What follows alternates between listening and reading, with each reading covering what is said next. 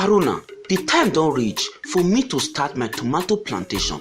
Abeg, give me better advice on how I go fit grow this crop and how I go fit use Indorama granular urea fertilizer to sama better nutrients inside the tomato for yakata harvest. Your head dey there, Billy. Tomato na better crop wey dey grow well for dis country. Nigeria na the second largest producer of tomato for the whole Africa. We dey cultivate 1 million hectares of land and we dey produce 1.7 million metric tons of tomato per year. Tomato dey grow well on top different kind soils, from the one wey dey dry to the one wey dey like mud. But the best one to grow tomato na the one wey get better texture. But e go fit grow well on top soil wey no too dey good if you manage am well. Tomato dey prefer soil wey get pH of 6 to 7. You fit add lime to improve the pH balance if the soil dey acidic. Tomato no like too much cold and e dey need long time to produce better harvest. Tomato also no like too much heat or dry wind. If you use irrigation for area wey dey dry, tomato dey grow well. If you wan make your plant start to dey grow fast with better harvest, you go treat your seeds with 0.2 to 0.6% hydrogen peroxide for 2 to 4 days at 21 degrees centigrade.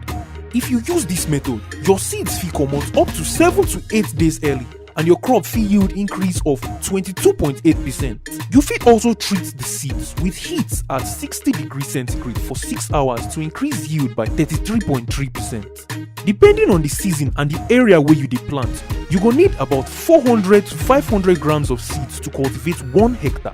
For the tomato plants to dey kakaraka on top the field, e get as you go take harden the plant make e fit survive wella for cold or heat. To do this one, you go raise the temperature to 40 degrees centigrade for 6 hours every day for 5 to 12 days.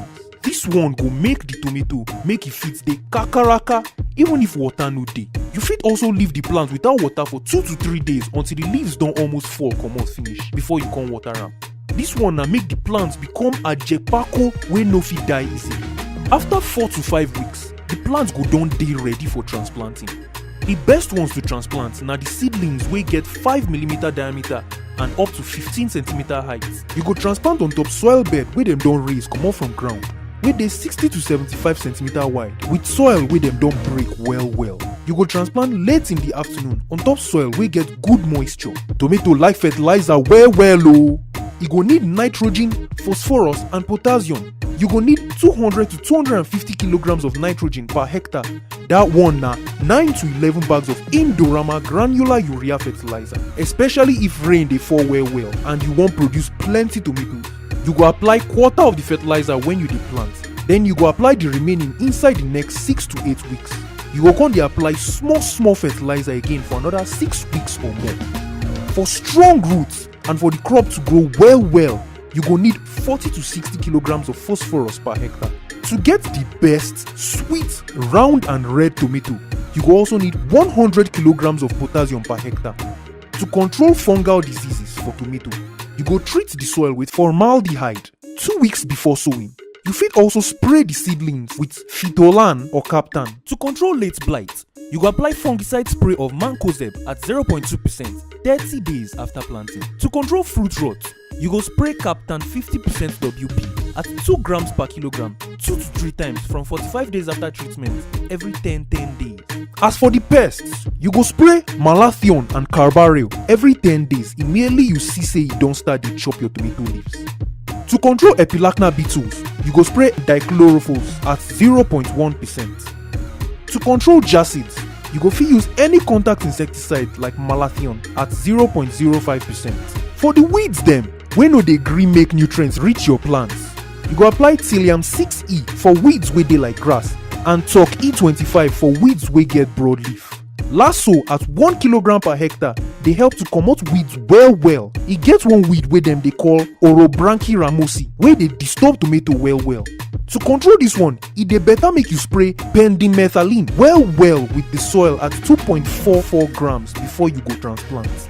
Aruna, you don try for me again.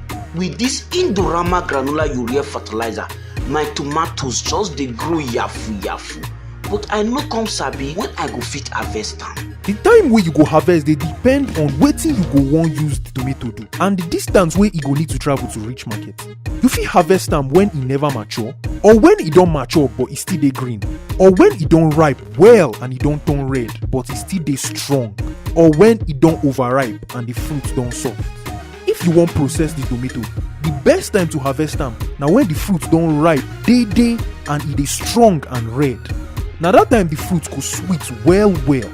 If you want better harvest with big healthy crops, use Indorama granular urea fertilizer.